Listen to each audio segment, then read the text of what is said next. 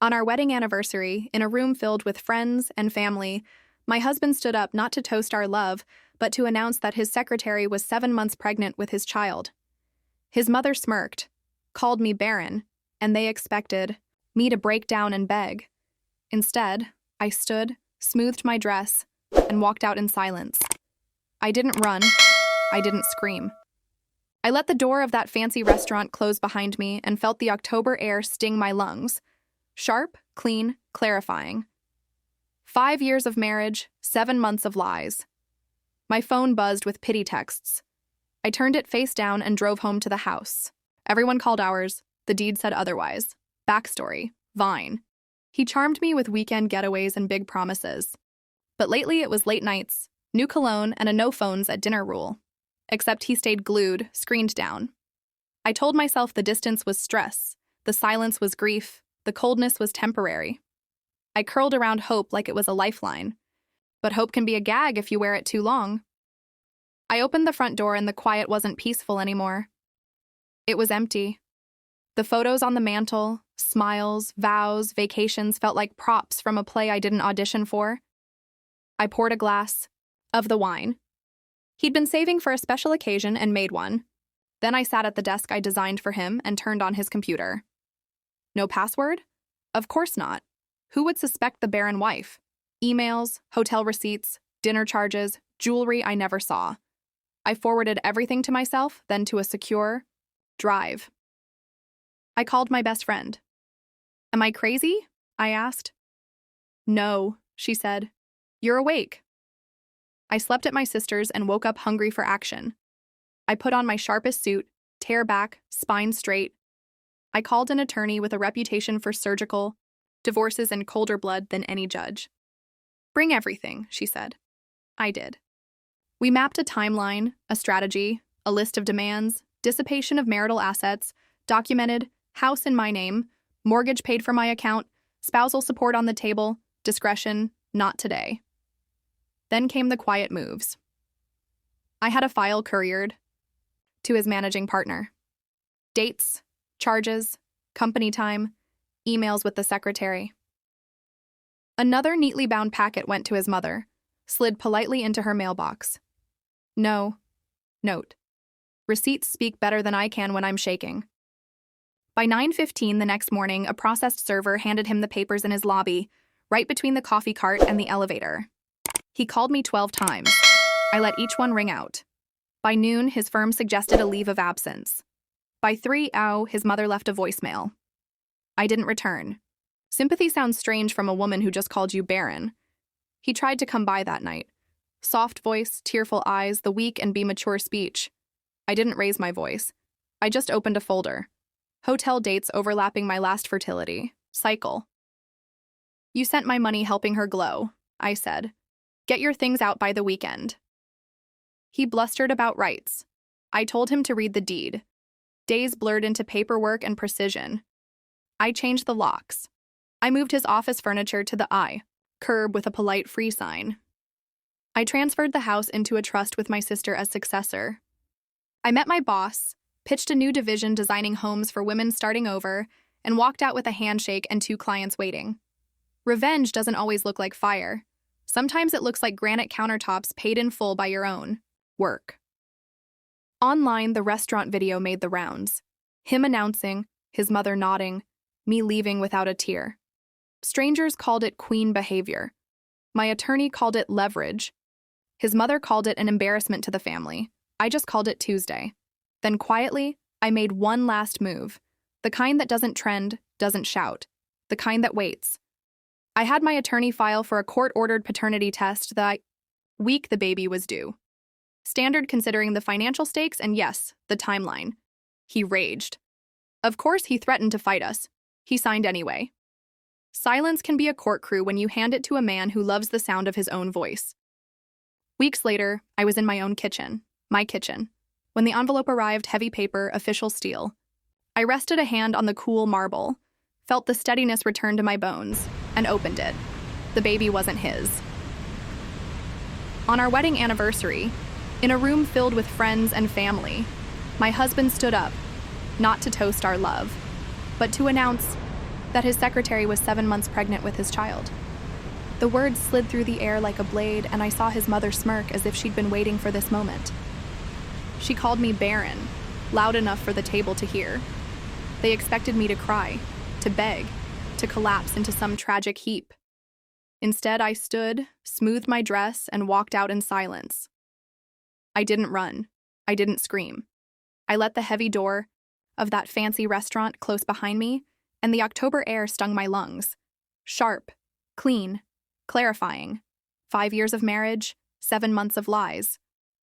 My phone buzzed with pity texts, and I turned it face down. Then I drove to the house everyone called ours. But the deed said otherwise. I thought about how he had charmed me once, with weekend getaways, big promises, flowers for no reason.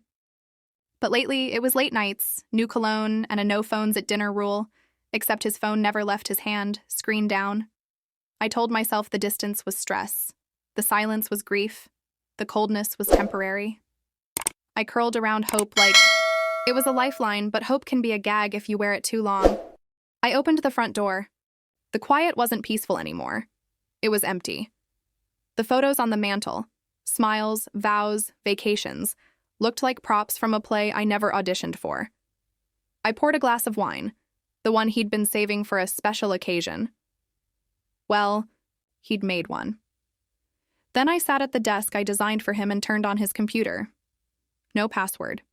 Of course not. Who would suspect the barren wife? Emails, hotel receipts, jewelry I never saw. I forwarded everything to myself, then to a secure drive. By the next morning, I wasn't broken. I was focused. I met with a divorce attorney whose reputation was sharper than any knife. We built a strategy. House in my name, spousal support, assets frozen. Then I sent copies of his affairs to his managing partner and his mother. No notes. Receipts speak louder. By 9:15, he was served in the lobby of his firm. By noon, he was on leave. By night, he was on my doorstep. Voice soft, eyes wet, begging for maturity. I didn't raise my voice. I just opened a folder. Hotel dates overlapping my last fertility cycle. Get your things out by the weekend, I said. Revenge doesn't always burn. Sometimes it builds. Granite countertops, a thriving business, designing homes for women starting over. My life? Mine. And then the final twist. The paternity test I requested came back. The baby wasn't his. Story. My wife left me with her $20,000 car insurance loan, $35,000 student loan debt, maxed out my credit cards, and went away with her new boyfriend. She left a note on the coffee table. I'm starting afresh with someone I love. It says, then my 10-year-old son reassured me, saying, "It's okay, Dad, I took care of it." 2 days later, she called me in a panic. What happened next? Chapter 1. The coffee table note. I came home early that evening just hoping for a quiet dinner with my family. Instead, the silence was heavy. The lights were on, but the house felt vacant. I saw the note before I saw the mess. On the coffee table next to the still warm mug of coffee she hadn't finished was a folded piece of paper with my name scrolled across the top. Jason, I'm sorry you had to find out this way, but I've moved on. I've met someone who makes me feel alive again. Someone who understands me. I've taken my things. I'm starting afresh with someone I love. Please don't try to contact me. Mia. My knees buckled slightly, but I didn't fall. I was too tired, too numb. And then my eyes scanned the living room. Open drawers, missing photos. The safe left ajar. I pulled open my banking app. 0. Credit. Cards maxed. Joint savings emptied. I checked the loan portal. Next, $20,000 car insurance payout debt under my name. $35,000 in student loans, refinanced jointly, now solely my burden. Everything. She left me with everything except, Dad? A small voice came from the stairs. I turned to see my 10-year-old son, Lucas, holding his worn-out dinosaur plush, rubbing his sleepy eyes.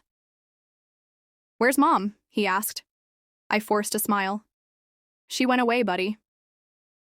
He blinked at me for a second and then stepped down, hugged me tight, and whispered something so strange it made me freeze. It's okay, Dad. I took care of it. Chapter 2. I took care of it. I crouched down slowly, still stunned, and looked my son in the eyes. What do you mean you took care of it? Lucas looked around as if making sure we were alone, then leaned in and whispered, "Remember how you showed me your passwords and told me never to touch anything unless it was an emergency?" I nodded cautiously, my pulse beginning to rise. Well, it was an emergency, wasn't it? I blinked. What did you do, Lucas? He straightened up, his little chest puffed with confidence. I saw Mom packing her stuff when she thought I was sleeping. And I saw her take your wallet and the files from your drawer, so I used your laptop. That sentence alone made my heart stop. I logged into your bank account and set alerts for everything.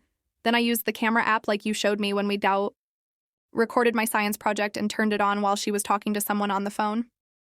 I think it was her boyfriend. I saved the video too. I was frozen, part impressed, part horrified, but he wasn't done. I also sent an email to that lawyer friend of yours, Uncle Rob, my college roommate. Yeah. I told him to call you right away. And I told him you needed help because Mommy was stealing everything. I nearly sat down on the floor. This 10-year-old, he wasn't joking. But before I could respond, my phone buzzed. It was Uncle Rob. I picked it up immediately. Jason, I got your son's email. At first I thought it was a prank, but the video he attached, you need to come to my office now. I looked at Lucas. You did all this? He gave me a shy nod, then pulled something from behind his back. It was a small USB flash drive. I copied the video just in case, and for the first time that night, I didn't feel defeated. I felt something else entirely. Hope. What I didn't know was that Lucas's little act of defense had just triggered a chain reaction that would completely destroy Mia's fresh start and leave her and her boyfriend with nothing. Chapter 3.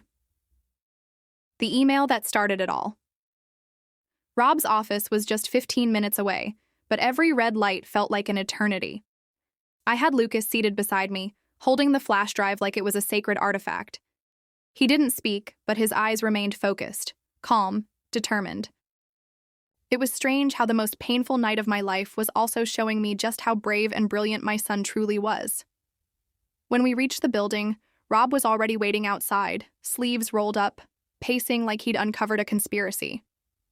He rushed us in, locked the door, and plugged in the USB immediately. "You're lucky your kid is smarter than most adults," he said as he opened the video. On screen, Mia, my wife of 12 years, sat on the edge of the bed, giggling into the phone. Her voice was loud and clear. "Yeah, he's still in the hospital. Perfect timing. I've got the documents, the cards, and once I dump all the debt on him, we're free. Can you believe he even co-signed for the student loans? I swear men like him are born to be used." Then came laughter, her lover's voice, smug and careless. "He'll survive, broke and alone, and you'll be with me. Let's drain him dry, baby." Rob paused the video. "That's felony-level fraud, Jason. Theft, conspiracy, identity misuse. If she's been moving money or applying for credit in your name." "She has," I interrupted, pulling out the folder from the drawer, where I'd begun noticing unauthorized charges. Credit card apps, loan notifications, balance transfers. She forged my signature on some. Rob exhaled hard. "Then we've got her and him. And if you play this smart, they won't just lose everything. They might be wearing orange jumpsuits." Lucas looked up from his chair. "Does that mean she's not coming back?" Rob softened. "She might come back, but only to face consequences." And as if summoned by fate itself, my phone rang. "Mia." I didn't answer. Then came a text. "Jason, please call me. Something's wrong. My accounts are frozen. The police were just here asking questions. I don't know what's happening. Please." I showed the message to Rob. He smirked. "I made a few phone calls this morning just in case your wife tried anything stupid." Lucas leaned forward with a grin. "I told you I took care of it." Rob chuckled, but I could see something else in his eyes. A fire.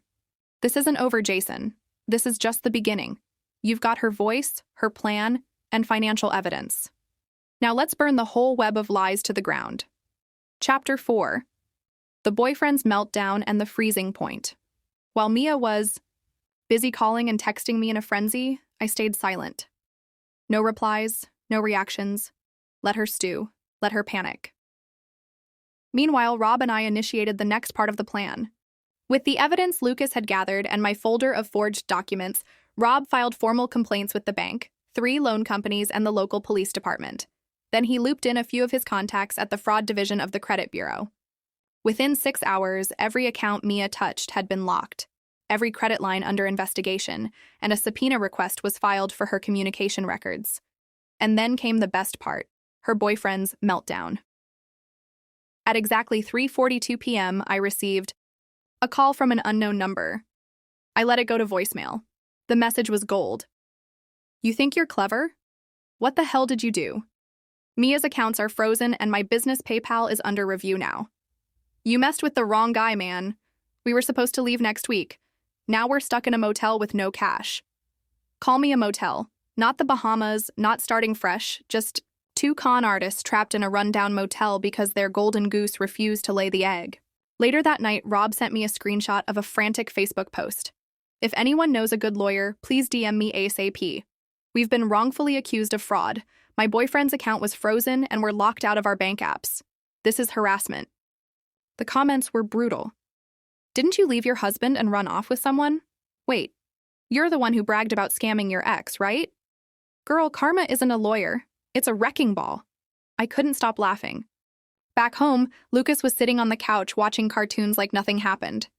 He looked up, smiled, and casually asked, "Did they cry yet?" "Almost," I replied, ruffling his hair. "But we're just getting started." The next morning, Mia showed up at our doorstep, banging, screaming, mascara running down her face like black ink bleeding off a ruined contract. I opened the door just enough to look her in the eyes. Her voice cracked. "Jason, please? I didn't." "No, he'd leave me like this. I have nothing. My phone's about to be shut off. I can't even get an Uber." I stayed calm. "Oh, you didn't know, but you sounded so confident in that recording. You said you drained me dry. Remember?" Her face palled. "You recorded me." She gasped. I leaned in. "Number our son did. He's a lot smarter than you gave him credit for." I closed the door slowly. She banged again.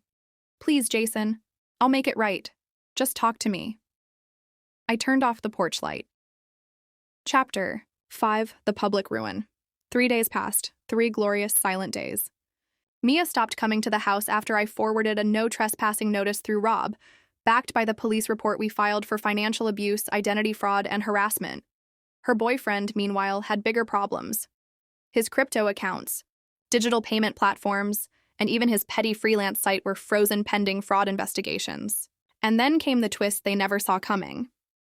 Rob arranged a formal meeting with Mia's employer, a private finance consulting firm, where she held a mid-level advisory role. Not exactly powerful, but enough to have influence over clients and portfolios. I handed over every document Lucas had found in her drawer, screenshots of her bragging to friends about using confidential client data to apply for loan perks, skimming bonuses from her department's group accounts, and falsifying her qualifications on her resume, all of it backed up, signed, and sorted. Her boss, a stiff-by-the-bookman named Mr. Redmond, stared at the files in silence. When he finally spoke, his words were like frost. This is a career-ending liability. We can't afford even a whisper of this." He thanked me and said, "You'll want to tune into the company's live stream tomorrow morning." So, I did, and so did hundreds of her colleagues, her clients, her online friends, and even some of her ex-classmates. The stream started with the standard agenda, but 5 minutes in, Mr. Redmond calmly said, "Before we proceed, we'd like to address a matter of serious concern. One of our staff members, Mia L., has been found in breach of ethical conduct." He didn't hold back. He read excerpts, showed redacted slides. No names were needed, but everyone knew. Mia, now jobless and exposed, posted a desperate status online. Some people are so vindictive. It is nothing private anymore. One of the comments read, "Maybe you should have thought of that before you destroyed your own family." But that wasn't even the final blow. That night, I organized a small dinner party, not for revenge, but for closure. Close friends, a few family members, even Rob. And at the center of the table, my son Lucas, smiling wide and proud. Before we ate, I raised a toast to Lucas, the sharpest mind in this house. You saved me before I even knew I needed saving. He grinned, then whispered, "Wait till you see what I did with her wedding ring." I blinked. What? He pulled up a screen on his tablet. Turns out Lucas listed me as wedding ring on eBay. Sold it under the category slightly cursed jewelry with great backstory. The bidding war had reached over $4,000 thanks to his creative description and viral traction. Everyone at the table roared with laughter. Chapter 6. A new beginning. Weeks passed, the dust had settled, the house, once echoing with tension, now hummed with peace. Lucas and I had developed a routine. He'd take out the trash before school. I'd pack his lunch. And on weekends, we'd host pizza and plan nights where we'd brainstorm his next wild entrepreneurial idea. After everything, life was better. But it wasn't just peace that followed. It was opportunity. The story of my wife's betrayal, my son's genius revenge, and the viral eBay auction of the slightly cursed wedding ring had gained traction. A lot of it. A local journalist wrote a feature titled 10-Year-Old Outsmarts Cheating Mom with Business. Savvy Brilliance. Within days, our inbox filled with invites, talk shows, podcasts, even a spot on a national finance panel to discuss teaching financial literacy to kids. But the most unexpected came from a major tech startup. Their CEO, a woman named Dana, called me personally. "We read what your son did, but what impressed me even more was how you handled everything. We need someone like you. Level-headed, calm, under fire, and resourceful. Ever considered leading operations?" It felt surreal. I accepted, not just for the salary, though it was triple what I made before, but because it meant a fresh start in a city where no one knew me as that guy whose wife ran off. Lucas and I moved 3 months later.